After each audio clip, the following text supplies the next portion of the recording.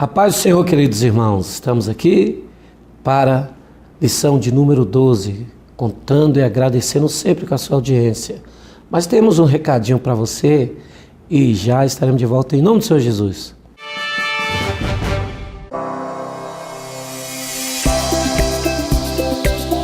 Na alegria e nos desafios. No Brasil ou na imensidão do mundo. Ele está sempre com você. Porque você é único e suas conquistas também. Sapato é Rafarilo. Mais uma vez aqui com a lição de número 12, estamos chegando ao final deste trimestre e o tema dessa lição de número 12, Isaac, o sorriso de uma promessa. Aleluias. Vamos ao texto áureo. Você que ainda não pegou a sua lição, pegue aí, em nome do Senhor Jesus. O texto áureo se encontra em Gênesis capítulo 21, versículo 6, ok? E disse Sara, Deus me tem feito o riso, e todo aquele que o ouvir se rirá comigo. Aleluia. A verdade prática da lição é a promessa divina, ainda que pareça tardia, sempre nos sorri no momento certo e na estação apropriada. Louvado seja o nome do Senhor. O objetivo geral da lição de número 12 é saber que Deus é fiel e que Ele nos sorri e cumpre o que prometeu no momento certo e na estação própria. Vamos aproveitar também os objetivos específicos. Primeiro é conhecer a promessa de Deus a Abraão. Saber que Isaac era o bem mais precioso de Abraão. Mostrar como se deu o casamento de Isaac com Rebeca. E compreender que Isaac era o filho bendito que o Senhor havia prometido. Amém, irmãos? Antes da introdução, vamos ao ponto central. O nascimento de Isaac foi o cumprimento de uma promessa a Abraão. Aleluias. Eu gostaria, irmãos, como são poucos versículos, apenas para fazer essa chave de conexão com a lição, vamos fazer o texto que a lição nos sugere, o texto bíblico que está em Gênesis, capítulo 21, do versículo 1 a 8.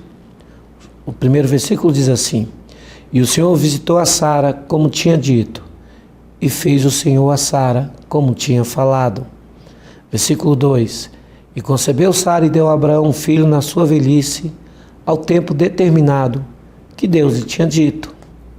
Versículo 3: E chamou Abraão o nome de seu filho que lhe nascera, que Sara lhe dera, Isaque. E Abraão circuncidou o seu filho Isaque quando era de idade de 8 dias, como Deus lhe tinha ordenado.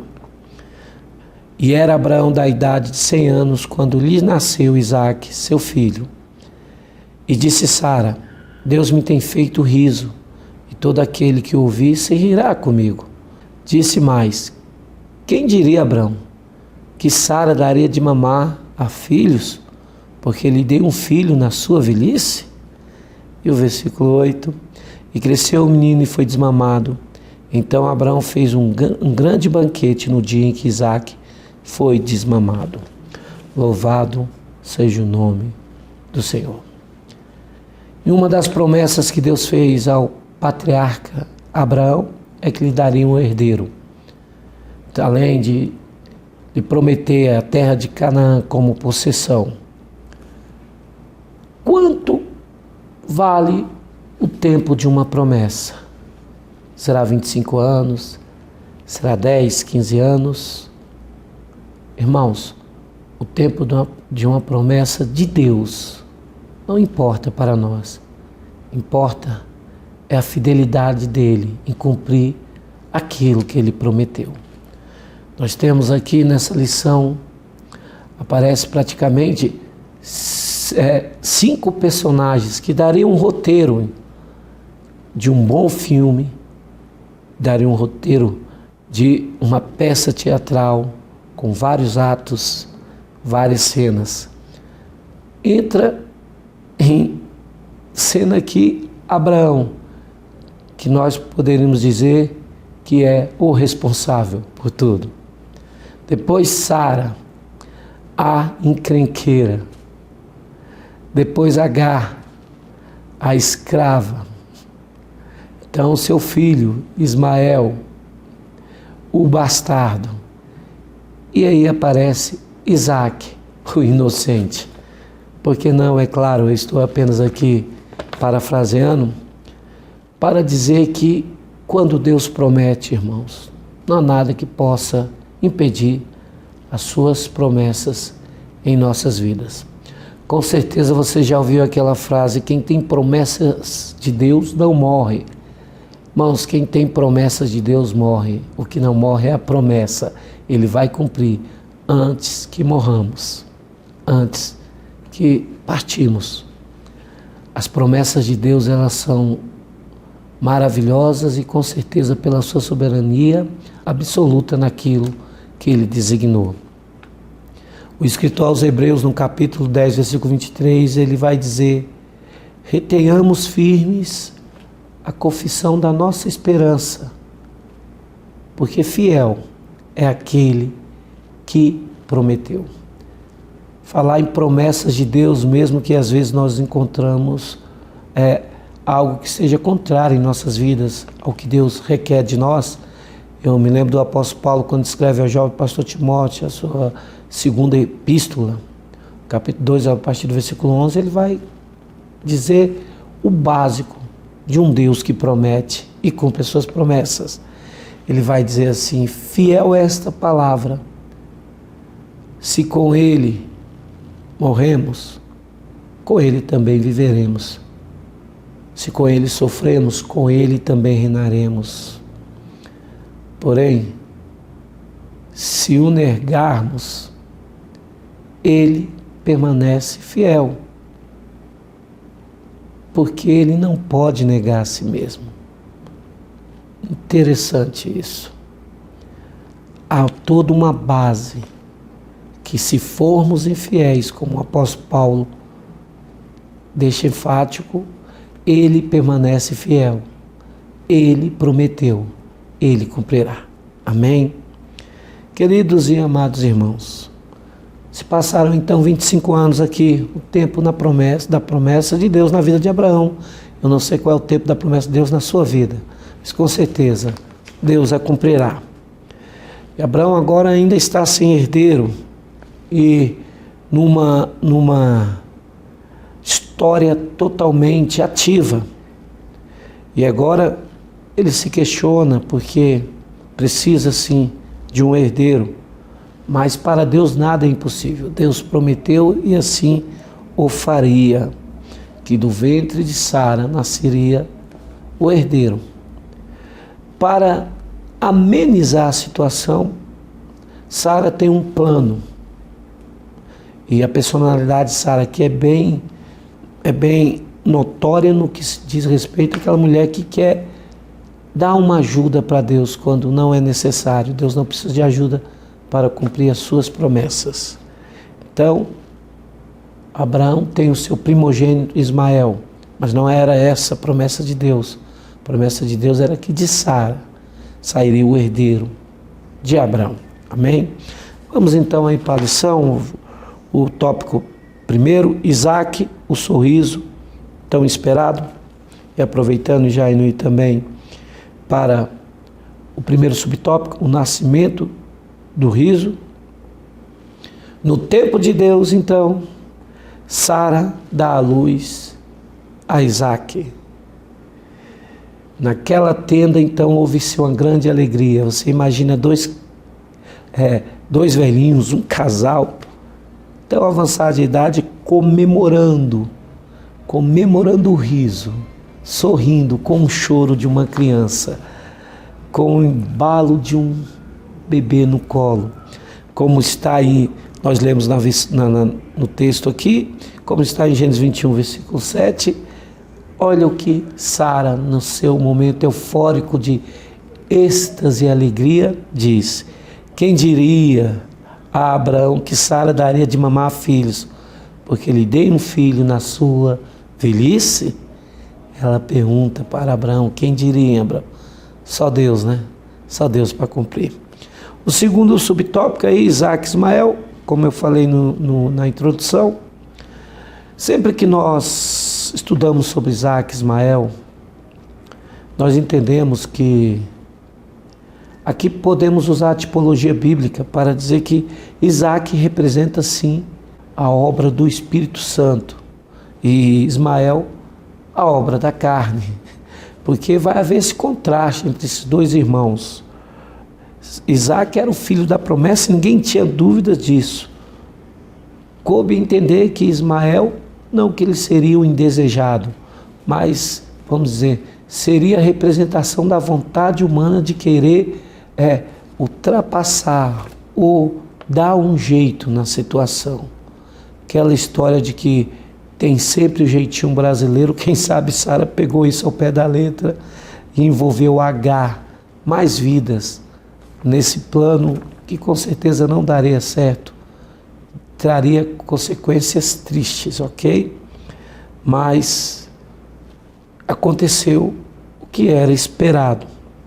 Houve um certo conflito entre Isaac e Ismael, por parte de Ismael. É claro que já era de uma idade já entendida. E aí podemos conectar isso e entender que durante a festividade de Abraão em desmamar o seu filho Isaac, Ismael zomba de Isaac e isso feriu Sara de certa forma e ela requeriu de Abraão uma situação urgente. E aconteceu que Abraão teve que despedir de seu filho, mas lembrando que Deus não abandonou Ismael, tanto é que fez dele, dos seus descendentes, uma grande nação. Deus não desamparou Agar com seu filho. Não, nosso Deus é um Deus misericordioso. Amém? Vamos à síntese do tópico primeiro. Isaac, o tão esperado herdeiro, ao nascer, encheu o coração dos pais de alegria. Bênção de Deus é assim, promessa de Deus cumprida, é como diz a palavra do Senhor. Ela enriquece e não acrescenta dor ou dano algum. Amém? Vamos então ao segundo tópico. Isaac, o bem mais precioso de Abraão. Depois de passado essa cena, nesse primeiro ato, acontece então, parece que tudo está resolvido. Agar com seu filho toma um destino totalmente diferente. Sara pôde então passar o seu momento de mãe, tranquila, ao lado do seu filho Isaac, do seu marido Abraão. Tudo parece caminhar bem, quando acontece algo em que Deus quer com certeza provar a fé de Abraão mais uma vez. Por isso que Abraão é o nosso pai na fé. Em todos os estágios da sua vida, Deus provou a fé de Abraão e achou em Abraão um homem de fé. Então vamos lá, o primeiro subtópico do segundo tópico, que é a provação das provações. O Senhor certo dia então ordenou a Abraão: toma agora o teu filho, Abraão, teu único filho. Nós podemos ver pela expressão aqui, único filho, que Deus está considerando a promessa feita a Abraão através de Isaac. Então, para Deus, fale o que Ele prometeu, não o que nós queremos que Ele faça através de nossos desejos e nossas vontades. É bom deixar isso aqui bem ilustrado. Mas o Senhor disse a Abraão: pega o teu único filho, vai ali e oferece ele em sacrifício no Monte Moriá. Hoje, a expressão Monte Moriá pode ser considerado como a hora da provação de Deus, não para nos reprovar, mas para nos aprovar. Aleluia, louvado seja o nome do Senhor. Então, assim, na manhã seguinte, essa ordem de Deus, Gênesis 22, versículo 2, o patriarca acordou de madrugada, conduziu seu filho ao sacrifício que Deus queria. O patriarca Todavia, já estava com fé nesse sacrifício, caminhando a Moriá, porque a ordem que ele deixou, em Gênesis 22, versículo 5, é que os servos permanecessem ali, que o mistério de Jeová, podemos assim dizer, uma linguagem bem pentecostal, o agir de Deus era entre Abraão e Isaque. E aí ele ordenou aos seus servos que ficassem ali e esperassem a volta dele, sim, com o menino. Amém? Vamos ao segundo subtópico, o encontro de Isaque com Deus. Na verdade, além de provar a fé de Abraão, Deus iria agir de uma maneira soberana numa intimidade com Isaque. O texto nos mostra que Isaque não era nenhuma criancinha de 10, 11 anos. Ele com certeza tinha aqui muito mais que isso, até pelos detalhes bíblicos de que ele carregava lenha, de que ele caminhou com seu pai alguns quilômetros, e isso uma criança não aguentaria fazer. Então ele já tinha uma consciência, e com certeza no interim dos textos bíblicos ali, ele conversava com seu pai e começava a entender algo ali que ele precisava entender. Então, Isaque também teria uma experiência com Deus tremenda, porque ele veria o agir de Deus em providenciar o substituto para aquilo que ele seria, para que era designado a ele. Deus providenciou o cordeiro, e essa experiência com certeza marcaria Isaque para o resto da sua vida. Ele veria o agir de Deus, o Deus que provê, Jeová Jireh, Deus proverá, e Deus está provendo. Amém? Síntese do tópico 2, Isaque tornou-se o bem mais precioso de seus pais. Somente Deus deve ter a primazia em nossos corações. Amém? Vamos então aí ao terceiro tópico, o casamento de Isaque. Louvado seja o nome do Senhor. Passado algum tempo, Isaque, agora jovem, não se envolveu com as mulheres cananeias, com as jovens daquela região. Resolveu confiar em Deus, que Deus teria algo melhor para ele. E aí entra o primeiro subtópico, que é uma esposa para Isaque. Sabendo da qualidade de seu filho como um homem manso, tranquilo, espiritual, Abraão encarregou o seu servo mais antigo de ir até a Mesopotâmia, na casa de uns parentes meio distantes, providenciar uma esposa para Isaque. Percebeu que Isaque precisaria casar na cidade de Naor. Então, quando chegou lá, o mordomo, sem ter entendimento que ele precisava de uma direção, orou ao Senhor, como está em Gênesis 24, versículo 1 ao 4, para que aquela pessoa que seria a esposa de Isaque tivesse algum comportamento, ou viesse de uma tal maneira que ele a reconheceria. E isso aconteceu. Então, aquele servo não teve dúvida. A moça que chegou ali procedeu da mesma maneira que ele pediu e orou a Deus. Olha como a oração é algo importante para que nós façamos. A Bíblia nos recomenda para orarmos sem cessar. A Bíblia nos recomenda sempre a pedir, a buscar e a bater.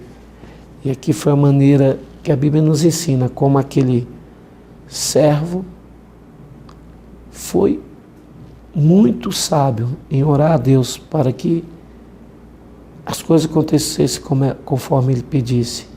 E aí então chega Rebeca, da maneira que ele orou. Então ele não teve dúvida.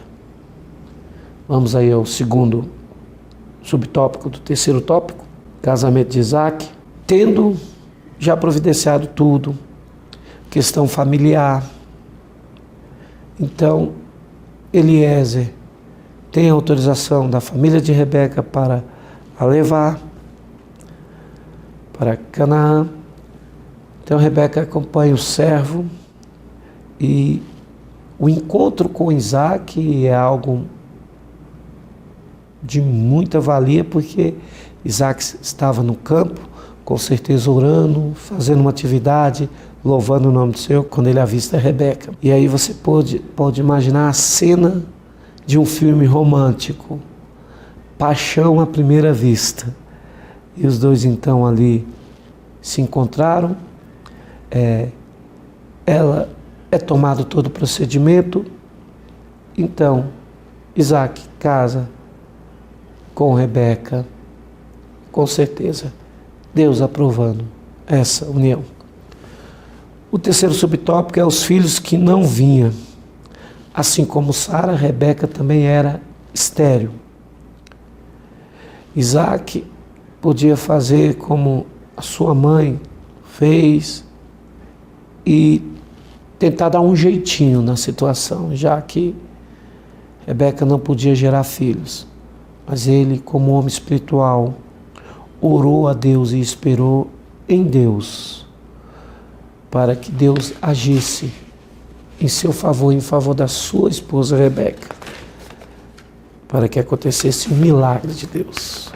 Louvado seja o nome do Senhor.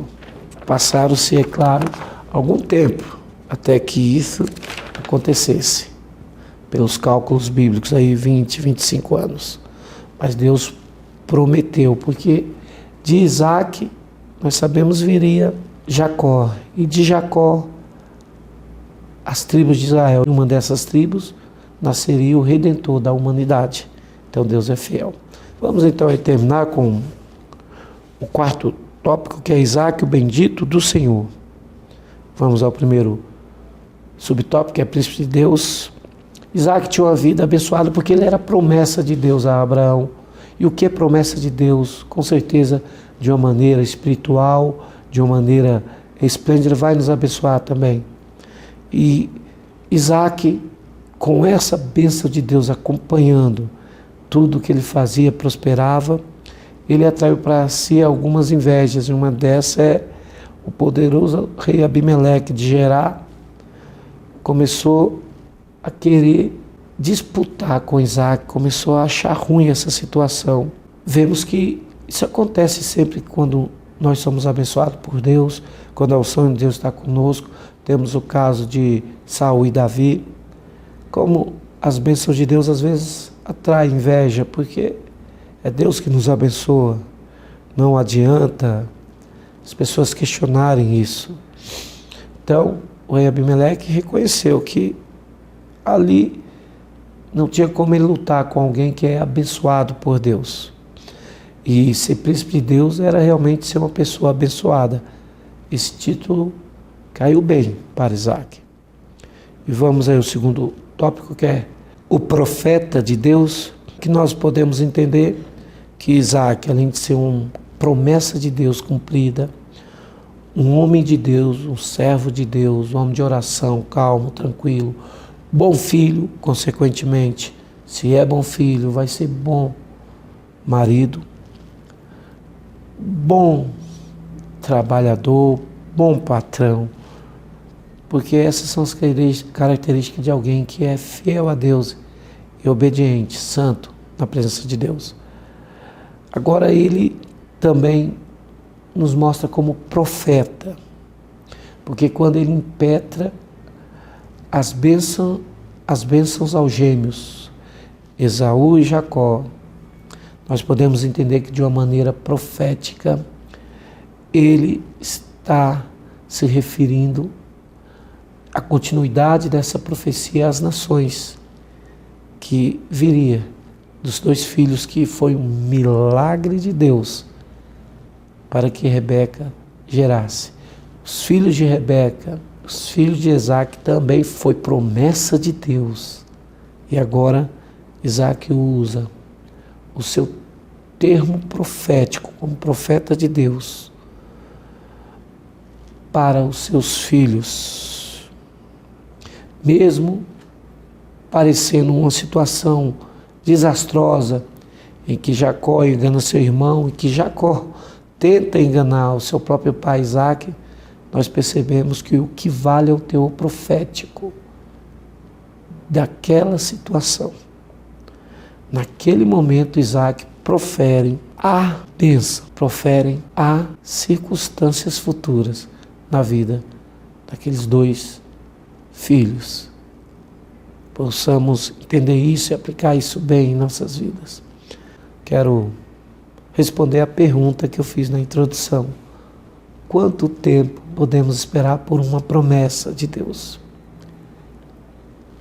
Essa história bíblica, que eu falei até como se fosse uma peça teatral no início, que daria um ótimo filme, daria uma ótima, ia ser interessante como ela se desenrola e como seria abrangente.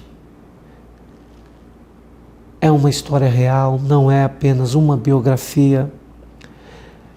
É um relato de fé, de testemunho, de intervenção divina numa família, mas como Deus age nos nossos dias. Trata de manifestações da graça de Deus agindo no Antigo Testamento. Do Monte Moriá, do encontro pessoal, de tudo que podemos entender em meio às provações, em meio às lutas, porque na Bíblia nos mostra que muitas das vezes, em meio às lutas, a vitória de Deus veio. Davi foi abençoado quando foi perseguido.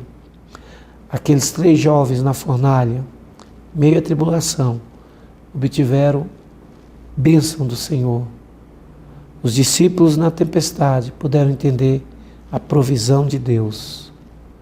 Aqui no Monte Moriá, Abraão entendeu pela fé e Isaac experimentou em sua vivência o poder de um Deus que está no controle de todas as coisas.